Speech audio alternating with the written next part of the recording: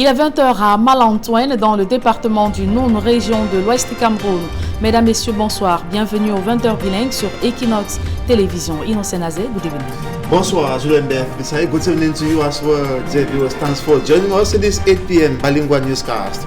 On Equinox Television, in our top stories, the oldest prelate in the Boya Diocese and the Bamenda Ecclesiastical Province is Grace James Tobias. No more. He died early today at the Mount Mary Hospital in Boya, southwest region of Cameroon. His death has been officially announced by the Bishop of the Boya Diocese, Michael Bibi.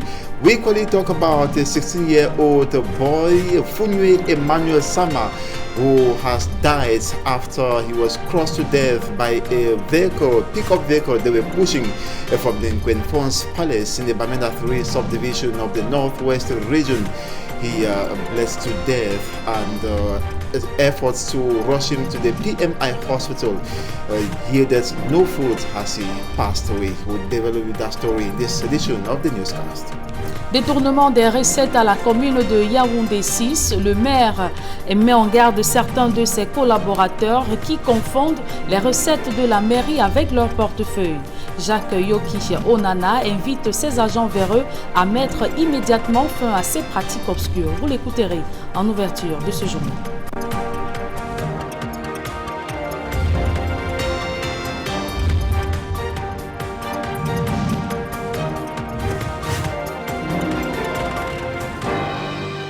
Une fois encore, bonsoir à tous, mesdames et messieurs. Merci de nous recevoir chez vous. Je vous le disais en titre, le maire de la commune de Yaoundé 6 tanche le personnel indiscipliné et met en garde ceux des agents qui détournent les recettes municipales. Jacques Yoki Onana vient de s'entretenir avec ses collaborateurs dans le cadre de la semaine des travailleurs. Si le chef de l'exécutif communal se réjouit du relèvement de la municipalité dont il a la charge, il invite le personnel à rester mobilisé pour améliorer les conditions de vie des populations de Yaoundé 6. Rodgengassi, Marcelin Gonçalves. Comme dans un conseil de famille où la langue de bois n'a pas sa place, le maire de la commune d'arrondissement de Yaoundé 6 n'est pas passé par 4 chemins pour exprimer sa déception par rapport au comportement qu'affichent certains agents. Je suis parfois choqué, extrêmement choqué de vivre les spectacles que nous vivons ici de temps à autre. Je suis rentré ici ce matin, j'ai trouvé un contribuable en train de cravater un agent parce qu'il a donné de l'argent pour ses impôts. Cet argent, il n'a jamais payé. Parce que autant vous êtes exigeant à percevoir vos salaires à temps, autant vous devez vous poser la question comment on fait pour avoir ce salaire, pour avoir cet argent.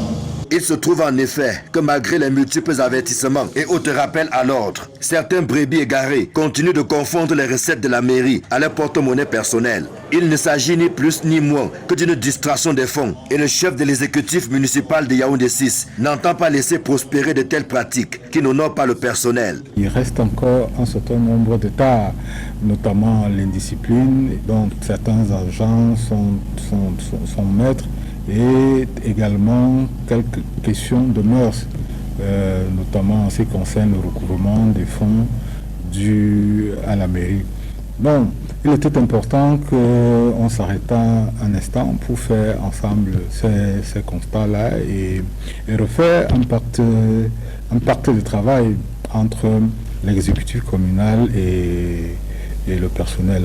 Heureusement que malgré ces agissements et l'indiscipline que certains ont érigée en mode de fonctionnement, la commune d'arrondissement de Yaoundé 6 parvient tout de même à sortir la tête de l'eau. La commune de Yaoundé 6, après avoir connu quelques périodes tumultueuses, est en train de renaître de ses cendres, est désormais debout au vu de la qualité du service qui est rendu et surtout des résultats, notamment dans les questions de recouvrement, surtout les salaires qui sont payés à temps. Dans l'impossibilité de célébrer le travail abattu par les uns et les autres, Covid-19 oblige. L'exécutif municipal a remis à chacun des présents constitué de pagnes et autres tenues de sport. Ce conseil de famille a coïncidé avec la Palme d'Or que vient de remporter la mairie de Yaoundé 6. Il invite à persévérer dans les efforts qui sont faits au quotidien pour améliorer le cadre et les conditions de vie des populations. Les réflexions sur la fête internationale du travail au cœur des débats. La 135e édition a donné l'occasion de débattre sur les conditions de travail des employés, le quart des dockers au port autonome de Douala. Dalastiana, Donald Brice Kamgan. Ils sont quelques 2000 à contribuer au quotidien à leur manière au rayonnement du port autonome de Douala. Les dockers ne sont pas pour autant à l'abri des pathologies liées à leur secteur d'activité. Ils doivent enlever, décharger les bateaux, charger les bateaux pour l'extérieur ou bien même pour l'intérieur. Et ça fait qu'ils rencontrent chaque jour certains risques, n'est-ce pas, liés à leur travail. Les risques, ce sont des cas d'accidents pouvant survenir ici ou là, mais pas seulement. L'intense effort fourni par ces agents ne les place pas à l'abri de différentes formes de pathologies. Vous allez voir les dockers qui arrivent, par exemple quand nous faisons les tests pour la vue, disons ça vulgairement.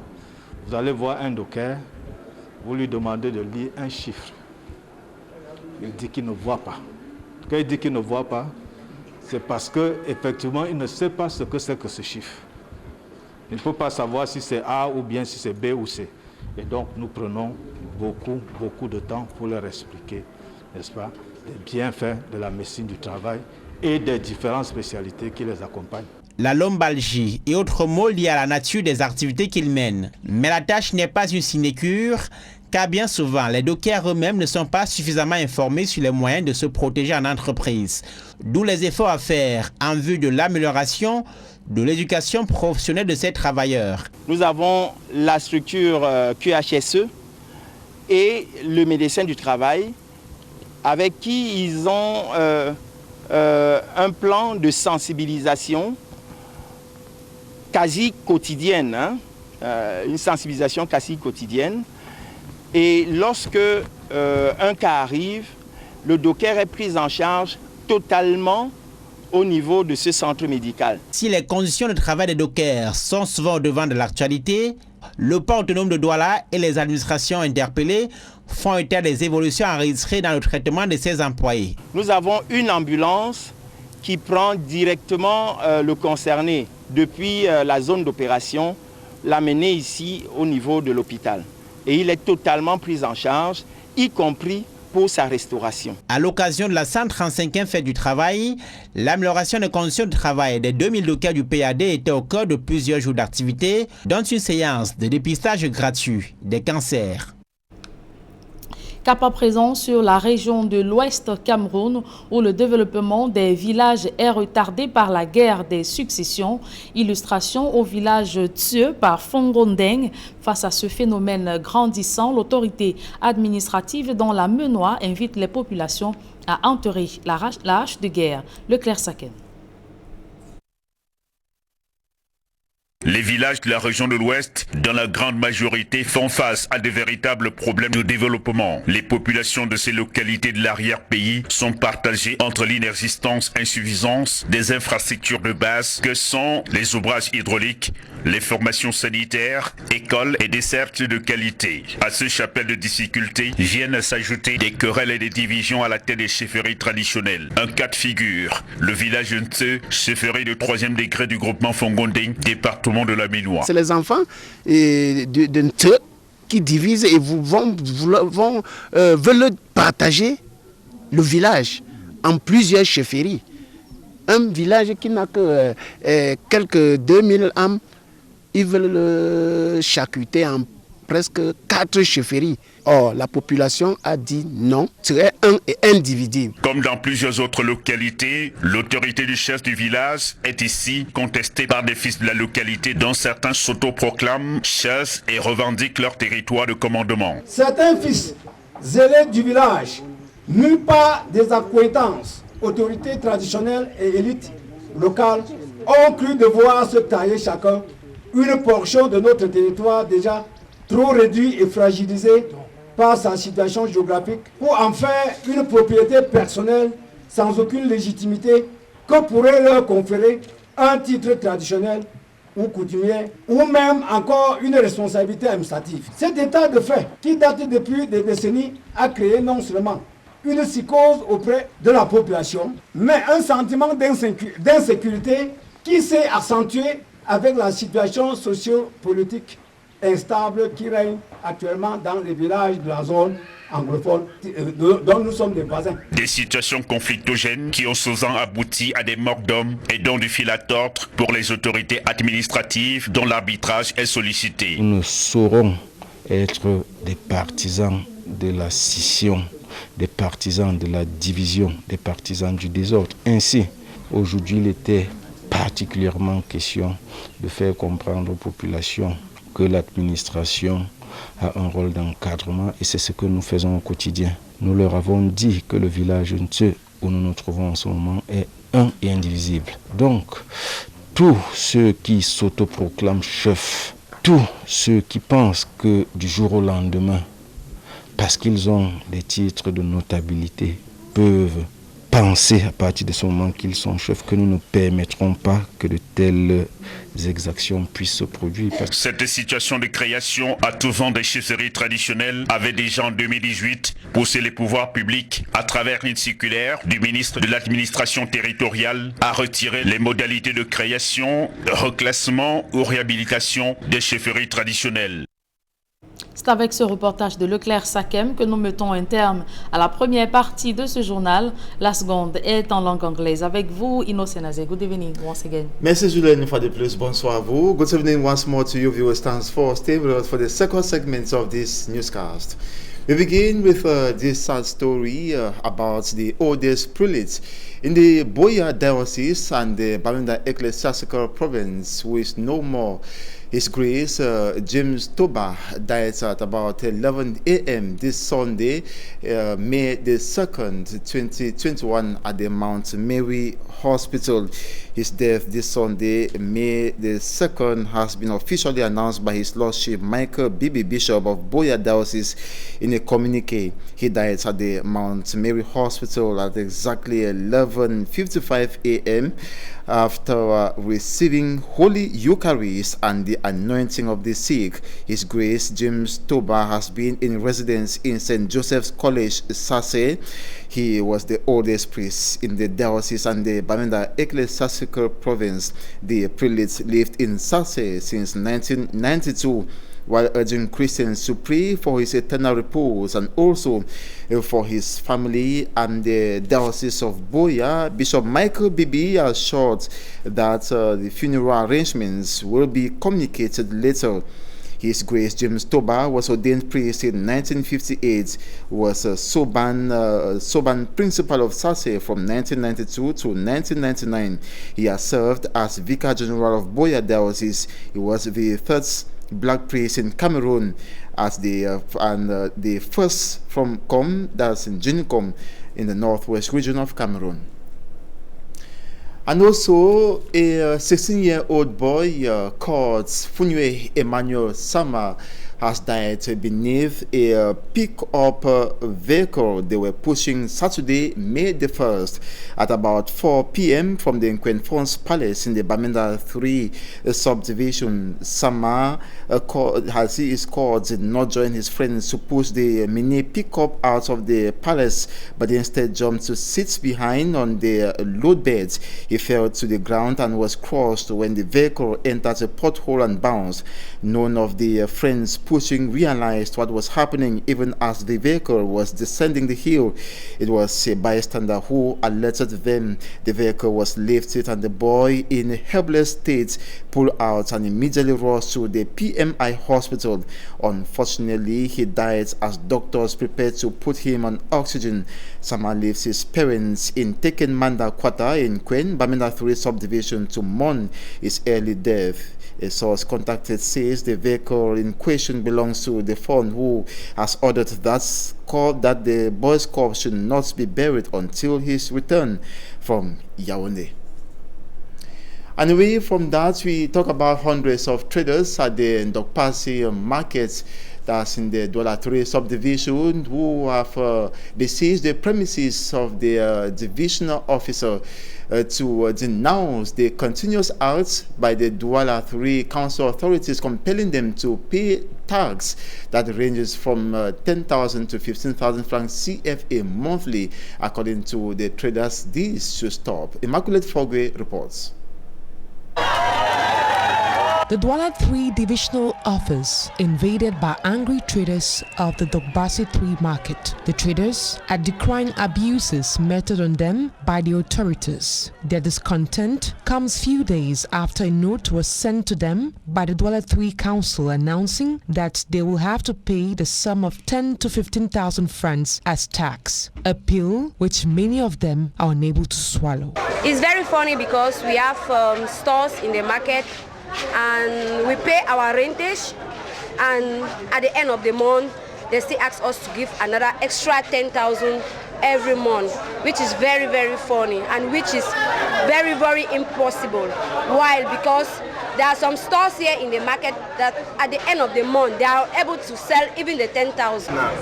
What we want is that they should annulate, they should stop it. They should stop the issue of them asking us 10,000 every month. The absence of the mayor of the Douala 3 council forced the traders to storm the office of Aisi Vongo, who is the divisional officer of Douala 3. He, however, managed to calm down the angry traders. I want people to understand that it was not a protest, but rather a little misunderstanding.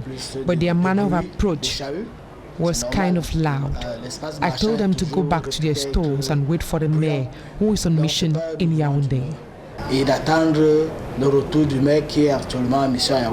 While waiting for the return of the mayor, the traders insist that they are not willing to pay the amount asked by the council.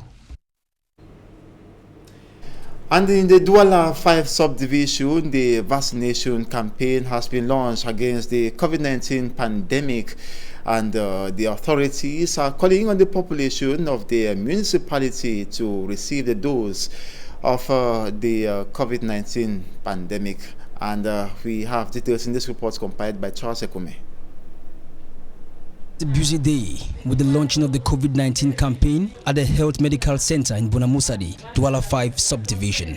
A ceremony which was attended by prominent figures such as the Secretary General of the Governor for the Littoral Region, Abubakari Haman Chioto, the Regional Delegate of Public Health for the Littoral Region, Dr. Albert Maka Mambu, and the Fourth Assistant to the Mayor of Douala 5 subdivision, Marie-Louise Obama, who came to proceed with the vaccination campaign exercise, which was officially launched in the Littoral Region on the 15th of April 2021. Pour procéder au lancement régional de la campagne de vaccination. We are here today to proceed with the launching of the vaccinations to fight against the COVID-19 pandemic in the Littoral Region.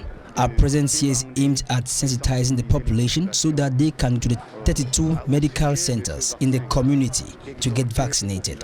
D'aller vers les 32 centres de vaccination, se faire vacciner.